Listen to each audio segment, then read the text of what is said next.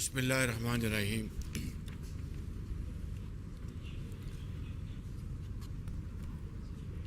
محترم جناب رانا ثناء اللہ صاحب وزیر داخلہ،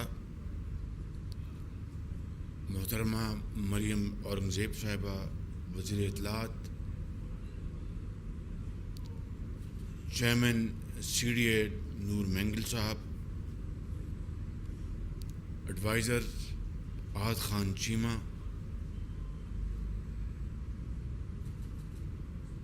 محترم حنیف عباسی صاحب،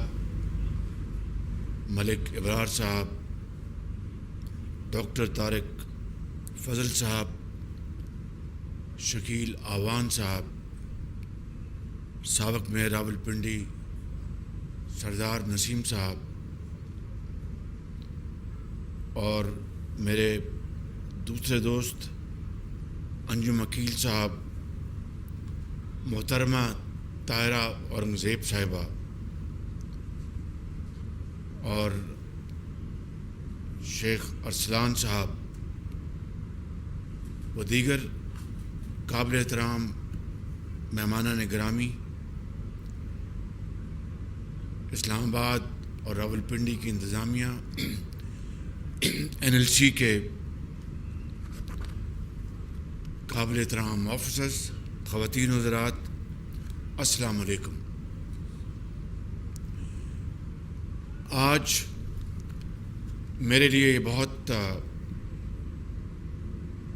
خوشی کا موقع ہے کہ ایک ایسا منصوبہ جو کہ پچھلی حکومت کی بدترین منصوبہ بندی اور ان کی بدترین پرفارمنس کے ساتھ جڑا ہوا ہے، جو بھی پچھلی حکومت کا منصوبہ اٹھائیں یا تو وہ بند پڑا تھا یا انہوں نے جاری منصوبوں کو ٹھپ کر دیا تھا۔ اسی طرح کا یہ منصوبہ جو کہ بالکل کچھوے کی چال چل رہا تھا، وہ الحمدللہ آج پایہ تکمیل تک پہنچا، اور اس کے لیے میں یقیناً محترم Rana Sanaullah Sahab, chairman C D A Noor Mengal Sahab, D G N L C اور ان کی ٹیم اور سی ڈی اے کی ٹیم،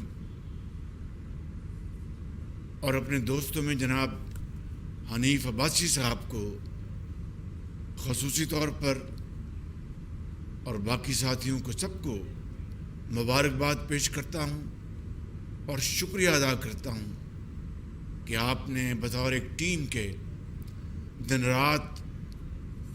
کوششیں کر کے انت تک آپ نے اس کو مکمل کیا۔ اور سب سے بڑی بات جو آپ نے لینڈسکیپنگ اور ہارٹیکلچر کے لیے جو کام کیا ہے، وہ ایک بہت ایک خوبصورت بات ہے، اور اس کے لیے میں چیئرمین سی ڈی اے اور ان کی ٹیم اور حنیف عباسی صاحب کو خصوصی طور پر مبارکباد پیش کرتا ہوں کہ اس ویژن کو کہ جس سے کہ پاکستان کے اندر جو بھی تعمیراتی کام ہو وہاں پر سبزہ ہریاول پھول اور درخت لگیں، جس سے کہ ایک قائد کا پاکستان اور خوبصورت نظر آئے۔ میں سمجھتا ہوں کہ یہ بہت ایک اچھی بات ہے، اور اس انیشیٹو کو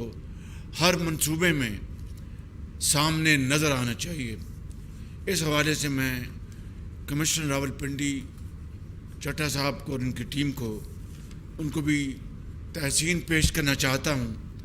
جنہوں نے اس کام کے لیے اپنی پوری کمٹمنٹ دکھائی۔ خواتین و حضرات، یہ منصوبہ جس کو عرف عام میں آئی جے پی روڈ کہا جاتا تھا، آج الحمدللہ اس کا نام کیپٹن کرنل شیر خان شہید نشان حیدر کے نام پر رکھا گیا ہے، اور یہ وہی قومیں آگے بڑھتی ہیں، وہی قومیں زندہ رہتی ہیں، وہی قومیں توانا ہوتی ہیں، وہی قومیں سر فخر سے بلند کر کے چلتی ہیں جو اپنے اسلاف کو یاد رکھیں، جو اپنے شہداء کو یاد رکھیں، جو اپنے بڑوں کو یاد رکھیں، جو غازیوں کا احترام کریں، جنہوں نے اپنے خون سے اس ملک کی آبیاری کی ہو، اور جو قومیں ان شہیدوں اور غازیوں کو بھول جائیں، وہ قومیں کبھی اپنا نام زندہ نہیں رکھ سکتی۔ 9 مئی کو جو واقعہ ہوا، اس نے پورے پاکستان کے 22 کروڑ عوام کو نہ صرف شدید رنجیدہ کیا، بلکہ پوری قوم کا سر شرمسار ہو گیا، شرم سے جھک گیا کہ جنہوں نے اپنی جان کو ہتھیلی پہ رکھ کر وطن عزیز کی ایک ایک انچ کو دشمن سے بچایا، جنہوں نے دہشت گردی کا خاتمہ کرنے کے لیے شہادت کا جام نوش کیا اور اپنے بچوں کو یتیم کر کے چلے گئے اور ہزاروں لاکھوں بچوں کو یتیم ہونے سے بچا لیا، جنہوں نے پاکستان کے دشمن کی آنکھوں میں آنکھیں ڈال کر بات کی، ان کو 9 مئی کو جس طریقے سے ان کی بے حرمتی کی گئی اور ان کے مجسمے توڑے گئے، یہ میرے بزرگوں، بھائیوں اور بہنوں، کوئی وطن سے محبت کرنے والا شہری سوچ بھی نہیں سکتا۔ یہ کام صرف اور صرف وطن دشمنوں کا ہوتا ہے۔ اس لیے آج کیپٹن کرنل شیر خان شہید کے نام سے یہ منصوبہ منسوب کیا گیا ہے، تو یہ قوم کو یہ بتانا مقصود ہے اور پوری قوم کے اندر ایک خوشی کی لہر دوڑے گی کہ ہم نے اپنے شہداء کو یاد رکھا ہے، ان کی جو عظیم قربانیاں ہیں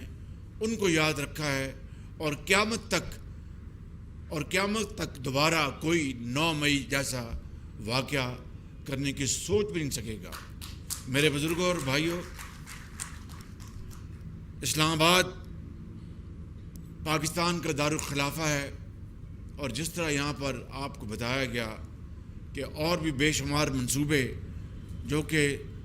تاخیر کا شکار تھے، انشاءاللہ ان کو جولائی میں مکمل کیا جائے گا۔ پھر بجلی سے چلنے والی بسیں بھی اسی جون میں آئیں گی،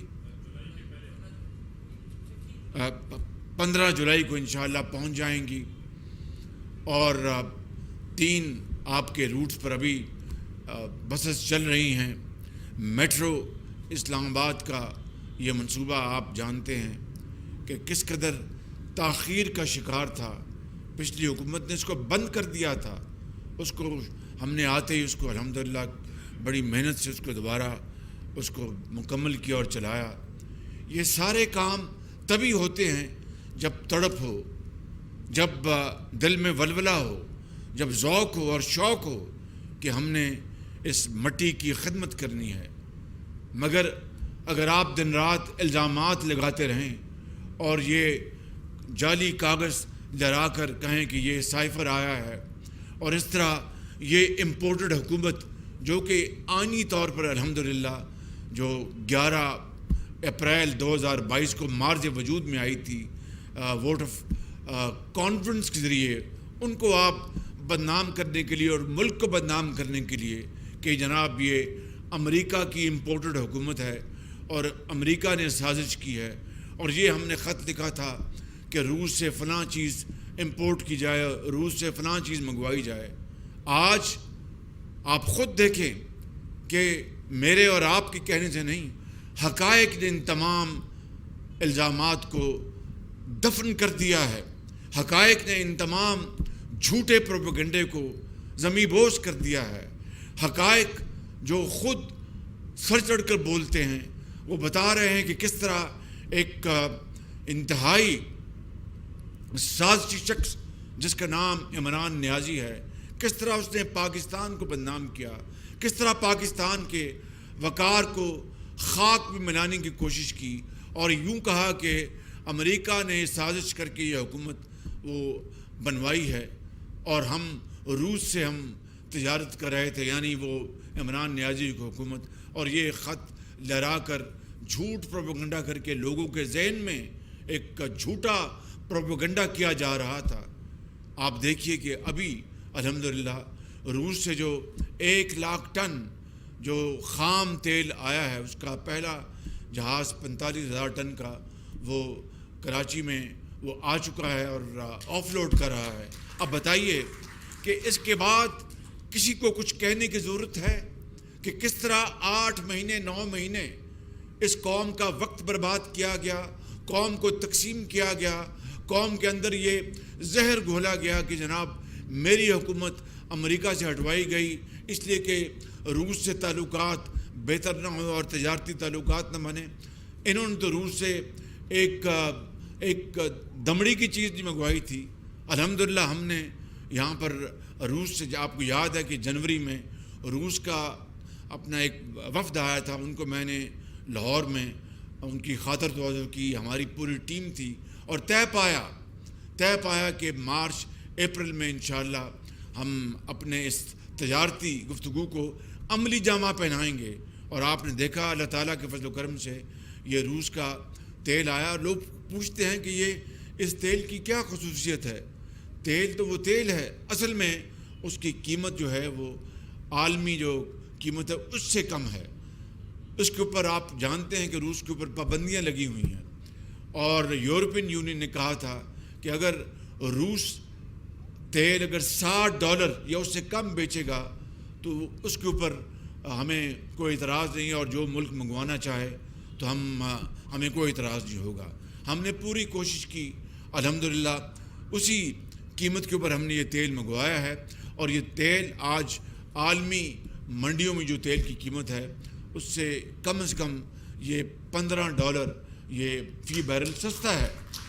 میں کہتا ہوں کہ $1 بھی ہو، پاکستان کو اس وقت زر مبادلہ کی ضرورت ہے، پاکستان کے اندر مہنگائی کو کم کرنے کی ضرورت ہے، پاکستان کے اندر عام آدمی کو اس کو ریلیف دینے کی ضرورت ہے۔ یہ بجٹ جو بنا آپ نے دیکھا کہ شدید ترین جو مشکلات تھی ہماری معاشی، اس کے باوجود ایک عام آدمی کو اس بجٹ میں ریلیف ملا ہے، عام آدمی کو اس بجٹ میں حوصلہ ملا ہے، اس کو یہ امید بندی ہے کہ انشاءاللہ آئندہ آگے جا کر حالات اور بہتر ہوں گے۔ اور میں اس حوالے سے میں جناب اسحاق ڈار صاحب اور ان کی ٹیم کو اور اپنی پوری کابینہ کو ان کو مبارکباد پیش کرتا ہوں کہ سب نے مل کر یہ بجٹ جو ہے الحمدللہ بنایا، اور اس میں دیکھا کہ عام آدمی کی تنخواہ جو ہے اس کو سرکاری ملازم کی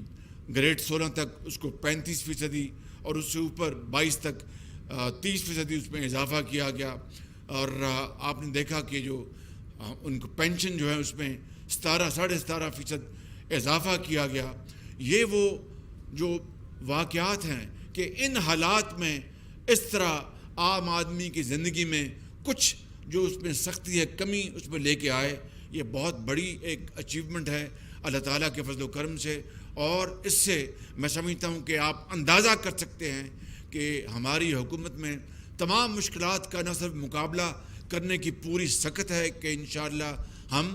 نواز شریف کی قیادت میں اور یہ کولیشن حکومت کے جو زعماء ہیں سب مل کر انشاءاللہ ہم پاکستان کو مشکلات سے نکالیں گے۔ میں آپ کو یہ بات بتانا چاہتا ہوں کہ جب تک کہ کسی ملک کے اندر سیاسی استحکام نہیں ہوتا، جب تک کہ کسی ملک میں سیاسی استحکام نہیں ہوتا، معاشی استحکام آ نہیں سکتا۔ معاشی استحکام نہیں ہوگا تو سیاسی استحکام نہیں ہوگا۔ یہ دونوں یہ چیزیں آپس میں اتنی جڑی ہوئی ہیں کہ ان کے بغیر کوئی معاشرہ، چاہے وہ پاکستان ہے، دنیا کا کوئی خطہ، وہ ترقی نہیں کر سکتا۔ اگر کسی ملک میں شورش ہوگی تو کہاں سے وہاں پر اپنا ترقی ہوگی؟ کسی ملک میں اگر سازشیں ہوں گی، دن رات جھوٹا پروپیگنڈا کیا جا رہا ہوگا، قوم کو ورغلایا جا رہا ہوگا، قوم کو تقسیم در تقسیم کیا جا رہا ہوگا، کون وہاں پر سرمایہ کاری کرے گا؟ کون باہر سے پیسے لے کے آئے گا؟ باہر سے پیسے لانے والے تو دور کی بات ہے، ملک کے اندر کوئی سرمایہ کاری نہیں کرے گا۔ اس لیے میں سمجھتا ہوں کہ کسی بھی ملک کی ترقی کے لیے، اور خاص طور پاکستان کے جو آج حالات ہے کہ پچھلے 5 سال پچھلی حکومت نے بیڑا غرق کر دیا پاکستان کی معاش کا، پاکستان کی جو ہماری جو قدر ہے آئی ایم ایف کے سامنے آپ دیکھتے ہیں کہ روز آئی ایم ایف کے حوالے سے بحث چلتی ہے ٹیلی ویژن پر، اخبارات میں، اور کہ یہ آج ہوگا نہیں ہوگا، آج ہوگا۔ میں آپ کو یہ بتانا چاہتا ہوں کہ پچھلی حکومت نے یقیناً آئی ایم ایف کے ساتھ خود معاہدہ کر کے جو اس کو توڑا، اس کا ہمیں بے پناہ نقصان پہنچا، مگر ہم نے اب پوری کوشش کے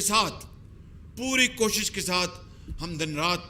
کوشش کر رہے ہیں کہ آئی ایم ایف کے ساتھ یہ معاہدہ ہو جائے۔ ان کی تمام شرائط ہم نے منظور کر لی ہیں۔ میں یہ پھر کہنا چاہتا ہوں کہ ان کی تمام شرائط ہم نے کر لی ہے منون، اور انشاءاللہ اللہ تعالیٰ سے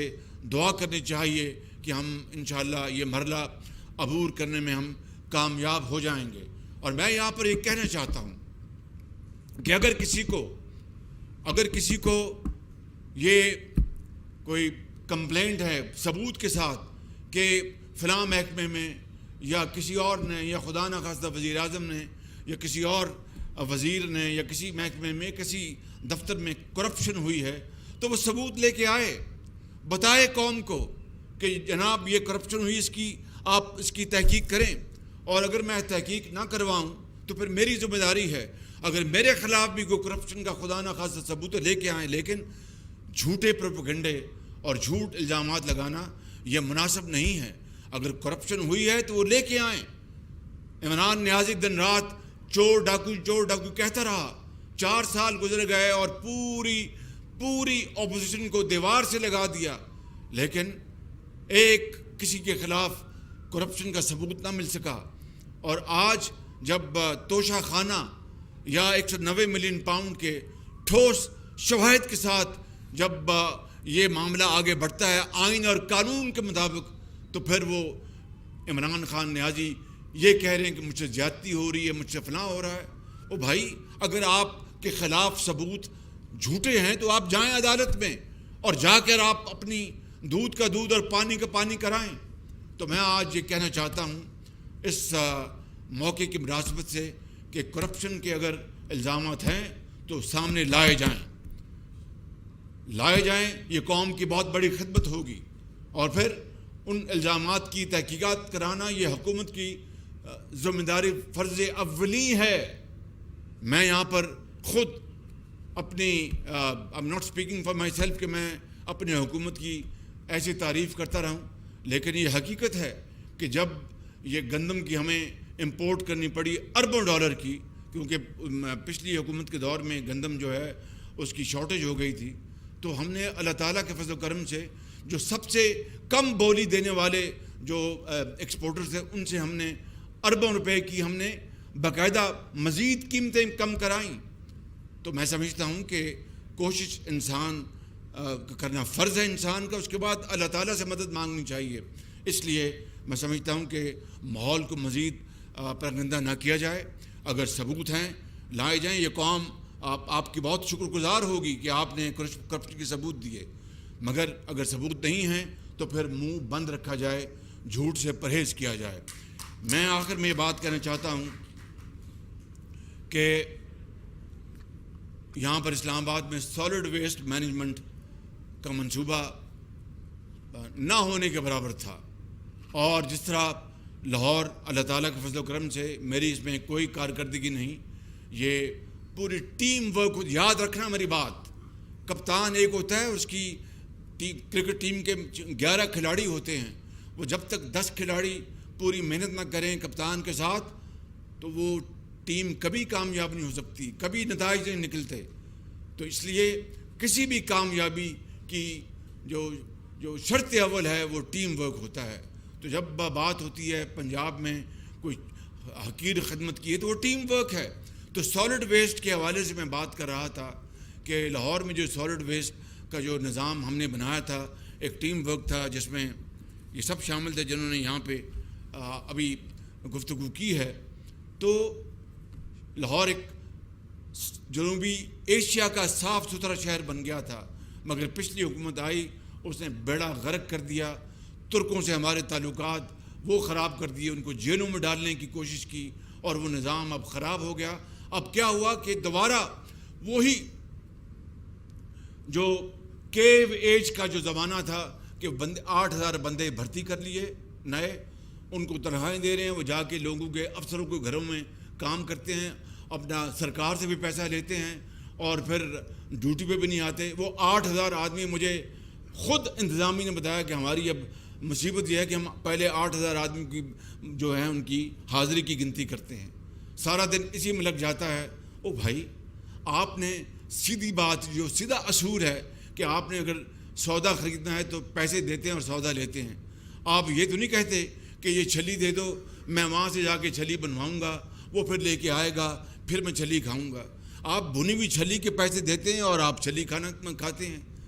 تو اس طرح اس نظام کو برباد کر کے اور ختم کر دیا. اب بندے بھرتی کیے، مشینری پتہ نہیں کہاں سے آ رہی ہے، خدا جانتا ہے کہ وہ کیا کام ہے. میں کوئی ایسے بات نہیں کرنا چاہتا جس سے کسی کی دل آزاری ہو، لیکن اس حکومت نے بڑا غرق کر دیا. اب اسلام آباد میں یہاں پر نظام ہی موجود نہیں تھا سالڈ ویسٹ کا پراپر، وہی جو غار کے زمانے کا نظام. اب ان کو میں نے جناب مینگل صاحب نے بنایا ہے. کب کھل رہی ہیں آپ کی بڈس؟ آج وہ اپنا جو بڈ جو ہیں جن کو کہتے ہیں عرف عام بولیاں اور ورک ایوارڈ کر رہے ہیں، وہ اسی پیٹرن پہ جس طرح لاہور میں تھا کہ بھائی آپ مشینری، بندے، جو صفائی کا جو بھی نظام ہے اس کمپنی کا کام ہے. آپ یہ کہیں کہ بندے میں علیحدہ بھرتی کر دوں، مشینری اس سے منگوائیں، اس سے بھی کمیشن کھائی جائے، بندوں سے بھی پیسے لیے جائیں، تو صفائی خاک ہوگی. تو یہ ایک مربوط جو کمپریہنسو نظام جو لاہور میں تھا اس کو اسلام آباد میں ہم نے اس کو انٹروڈیوس کروایا. آج